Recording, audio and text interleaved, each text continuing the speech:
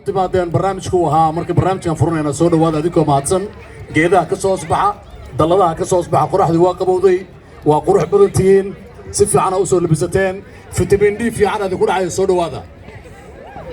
qoraxda loo yimaado qabowga laga soo baxo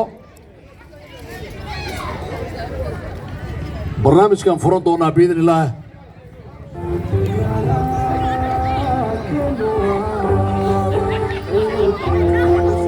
هيا علنك الروح يا قوي علنك يا قوي وعلن روح يوم الجدة ما حد عاد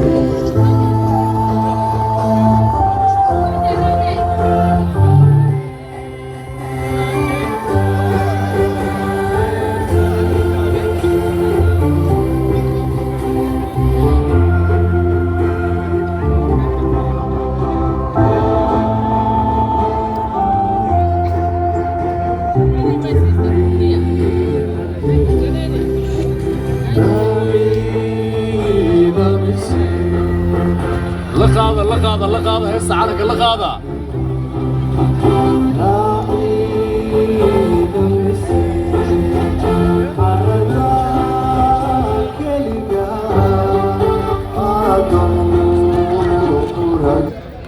هاي وامريكا ناشونال انثم امريكا ناشونال انثم انا لقب 7 سكند بعدها ما 4 جولاي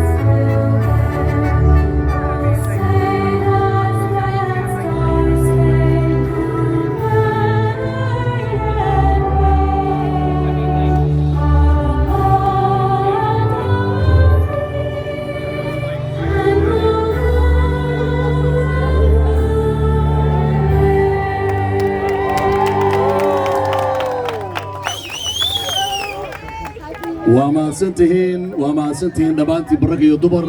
وحنا لا جوغا امباسادور oo magaalada ku sugan maanta nala jooga baydin illah waxa sidoo kale nala jooga maxamed agaal oo isaguna maayirka magaalada Seatag waxa nala jooga mas'uuliyiin kale fara badan oo aad wada maqli doontaan hadii ay beedmo hadii noqon lahaayeen kuwa jaaliyada oo ololeeya iyo hadii ay yihiin kuwa kalaba waxaan ku hormari doonaa barnaamijka iyaga maadaama maanta ay tahay maalintii loo asteeyay inaynu ugu dabaaldegno maalinta xorriyadda Soomaaliya maadaama isku soo aadeen ama nasiibku noo saamixi waayo weekendiga maanta darteed waxaa lagu beegay maanta waa 4 July marka waa laba xafladood oo isdul saaran oo aan maanta u dabaaldegi doono haddii Allah uu duli ogolaado waa 60 sano kadib maalintii Soomaaliya ay qaadatay xorriyadda ama calanka xorra oo ka lusho ciidda Soomaaliyeed ee xorta ah qof walba oo Soomaalidu uu garan karaa waxa ay tahay iyo waliba wanaag ay u leedahay bulshada Soomaaliyeed ku dheeraan mayno oo qof walba uu ka dheregsan yahay balse barnaamijka ayaan gudo gali doonaa haddii ay beedmo Soomaali meel walba ay joogtana waxaan leenahay waa maalintii xorriyadda ciid wanaagsan barnaamijka ayaan furi doonaa haddii abeedmo waxaan marka ugu horreysa aan ku furi doonaa gabar iyadu u ordaysa city council member ama city council King County City Council oo iyadu ahaan jirtay Saturday State oo nala joogta iyada ayaan barnaamijka ku furaynaa haddii abeedmo qaybaha dambe barnaamijkana waxaan geli doonaa sidaan ugu talagalnay maadaama ay nala joogaan maayarka iyo baashatoorka iyo rag kale fara badan soo marka ugu horreysa waxaan u yeerayaa Rebecca Soldano. Please welcome Rebecca Soldano.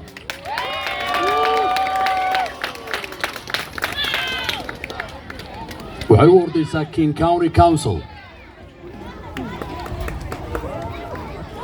Happy Independence Day! I'm so proud for the last 10 years to be able to have represented our community in Olympia.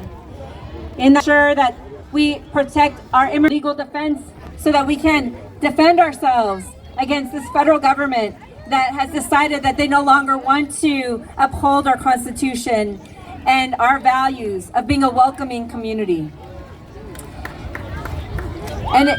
And so I'm proud to say that after 10 years of making sure that we have got their training and our vote matters,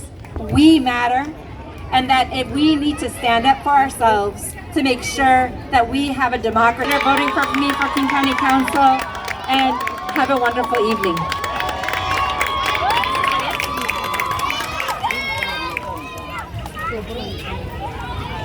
Rebecca Soldano, ladies and gentlemen. waxaan ku xijinayaa Chipolo Street oo isaguna waxaan u ordaya State Senate. Please welcome Chipolo.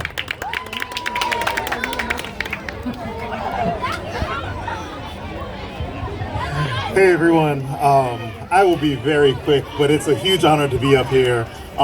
Our state senator Rebecca Soldano is running for county council, and she's been a huge advocate for our communities here, for folks that look like us, and bringing money back to that community. And I want to make sure that we continue to have a great ally there in the Senate, which will be myself. When I come out here today, like, this is exactly what I want to see for democracy, and it gives me hope. The amount of engagement that you guys have is amazing, and we'll continue to make sure that we have people elected that are looking out on our behalf. This past year in the Washington State Legislature, we passed the millionaire's tax to make sure that we have policies like healthcare funded, child care funded, the working families tax credit. These are the things that bring money back into our communities, back into our pockets to make sure that we can thrive. And so waxaan israacinayaa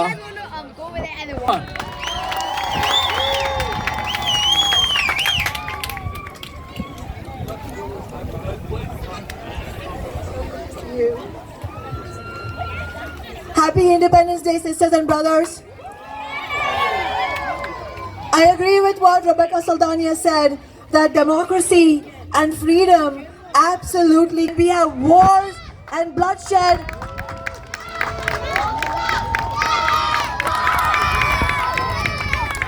We have war and bloodshed in Yemen, in Iraq, in Iran, in Lebanon. Women and babies and children and elderly people are being massacred.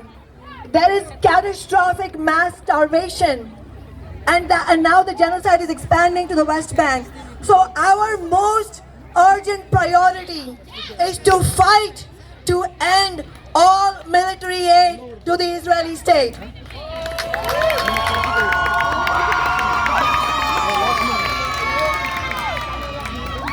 My campaign is the only campaign that is calling for and fighting for an end to...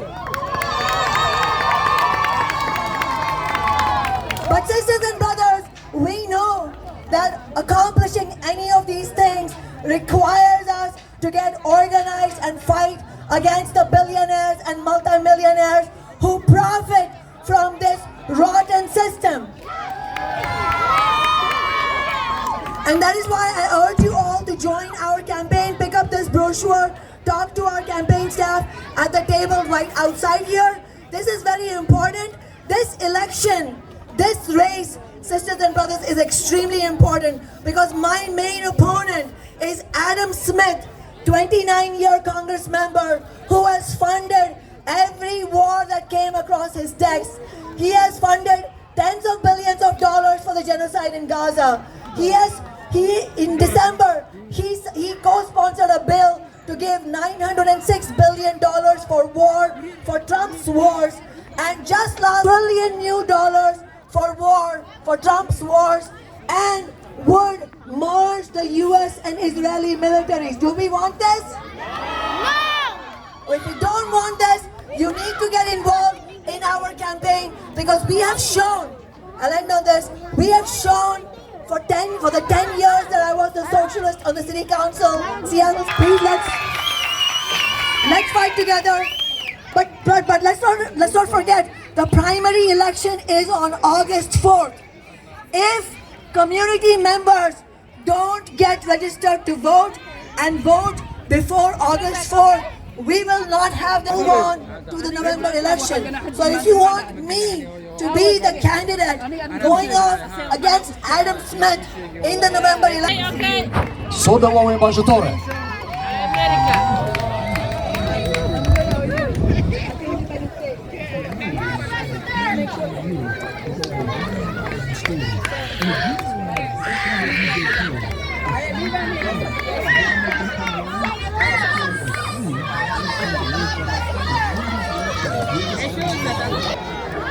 السلام عليكم ورحمة الله وبركاته. مدن مرويين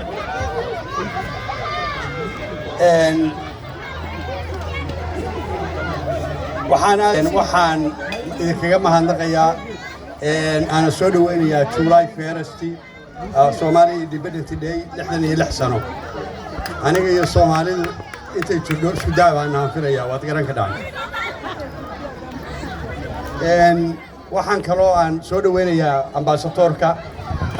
cali America oo noo yimid oo boortii oo Mogadisho maaragtaa ka ah director waxaan kaloo rabaa inaan xuso inay tahay maantay waddanka Mareykanka annagu waxaan ahay dad Mareykan ah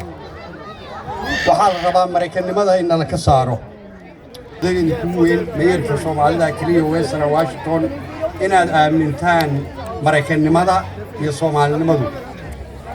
wax isdiidayana maahan ma fahanti dhibtaa yartaa waa dhib yar dhowr sano weeye waa laga baxayaa ma garatay waxaa la yidhi mugdi kasta mugdi walba gudcur walba waxaa ka dambaysa subax baa ka dambaysa dabeel walbana waxaa ka dambaysa waxaa la yidhaahdo deganaansho iyo roob marka waxaan rabaa inaan ku soo dhaweeyo ambassadorka oo noo yimid oo dhowr casho nala joogay waana arrin maaragtaa aad iyo aad aan ugu faraxsanayo muhiima in maaragtaa ambassadorka soo dhaweyno aan tusno sidaan iskugu duubannahay sida aan u nahay Soomaali si aan dhaqankayagii iyo diintayadii iyo dadnimadayadii aan u dhowranay waxaa jira dadka kale oo Mareykanka waliba adduunyadaas islaamka iyo soonaha ka yimaada magacyadooda xataa way bedelaan ma fahantaa aniga nin baa intuu bari yimid wuxuu yidhi niyo magacaan Maxamed iska dhaaf waxaan ku yidhi niyo wax Maxamed waxaan ku waayo ilaa wayba siiba waxaan ku falayaa xagaan keeriya ma garato waxa weeye marka waxaan rabnaa inuu ambassadorku iyo director labada waaye markuu noqdo oo waddanku ku noqdo dad gobaa ku nool dad diintoodii iyo dhaqankoodii iyo gobonimadoodii haystaa u tegey dad wada socdo wada jiraan u tegey dad maaragtaa shaqaysanahayo oo dadaalayo oo noloshii harjadkii iyo magaciisii ku jira baa u tegey marka ambassador aad baan u faraxsanaa noo timaado waan ku soo dhaweynaynaa microphone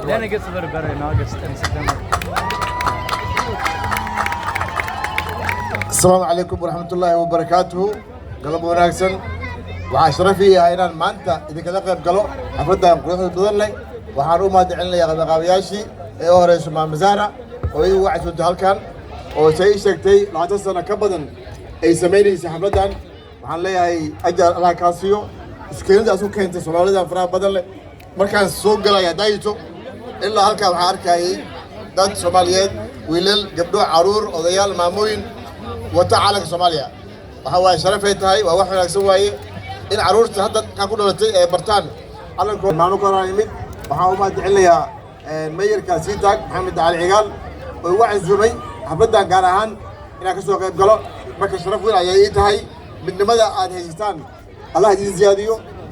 intaan oo Soomaaliya ku timid wanaagsan waaye aniga xamra ka yimid وشان كيمد ودكي وصوفي أنا يا ودك وحنا مير كنت لا كشاغو بس سياتل هدات مع حمر أنا مرتيتين وما زلتين Soomaaliya ha noolaato Soomaaliya ha noolaato intaasaan igu yaqaani aad baan ugu faraxsanahay in heedii ambassador Axmed Maxamed Cali America loo imaado iskama imaanin wuxuu ka helay invitation aad culus mayorkeeni Maxamed Cigaal oo sii taagay Cali aniga long way isku school ahaan jirnay inkastoo ka weynahay like we're all friends and he's true Somali mayor Cigaal kolay markas ay weydiis way ismacnaysaa ninkaneeto so but invitation kaneeto nagala qayb galo aad baan maasantiin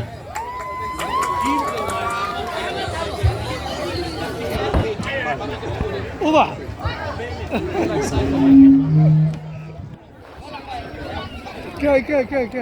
كان صورة كلها waxaa koobkii qaatay oo ku guulaystay MCC Muqdisho holaacna waxay heli doontaa abaalmarin loogu talagalay farmarnaan ma jirto insha Allah waxaan marka hore ku horumarinaynaa kaalinta labaad Bootaan oo ah kabtan hore u soo bax Bootaan waxaa ku doonsiinaysa Soldaan